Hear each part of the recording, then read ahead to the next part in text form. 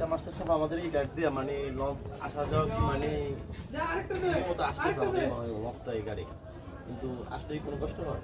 Launch অবশ্যই কষ্ট হয়। কষ্ট হলেও মনে করেন এখানে একটা মনে করেন প্রতি বছর কাটতে হয়, কিন্তু এবার তো আর কাটা হয় নাই।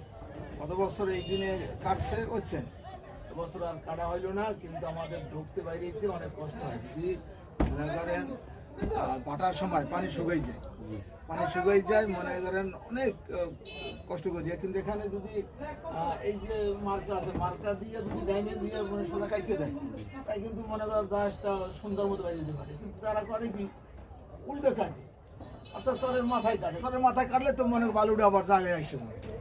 কিন্তু যদি মনে করেন তার সবে কাটে, ওদের পানির স্রোত থাকে, স্রোতে মনে করেন বালুটা নিয়ে যায়।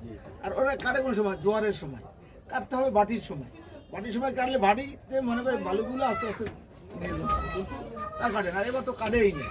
এখন এখানে তো মনে করেন জাহাজ তো এই যে পৌষ মাস গেল, মাঘ মাসে সেই যে বাইরে পারি কিনে জানি না, যে মনে করেন যখন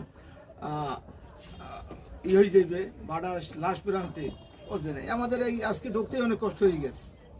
এবার মনে করেন আজকে লাশ ভাড়া বাইরে আল্লাহ পাক রব্বুল আলামিনের ইচ্ছায় মনে করেন রহমত করতে বাইরে।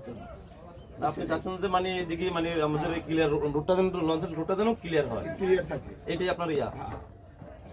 তাহলে মাঝে মার্কাবাদী ছিল না, মার্কাবাদী দিয়েছে বুঝছেন, মার্কাবাদী গুলো দিয়েছে, এখানে মার্কা দিয়েছে। কিন্তু এখানে কাটা না কাটলে তো মনে করে ঘাটটা আস্তে আস্তে মনে করেন হয়ে যেতেছে, বিলীন হয়ে যেতেছে। আর যদি এটা যদি ঘাটটা যদি ভালো এখানে কাইটে দেয় ঢেরজা দিয়া, তাহলে মনে করেন ঘাটটা মনে করেন ভালো মনে করেন বাড়ার সময় কোনো ট্রাবল হবে না।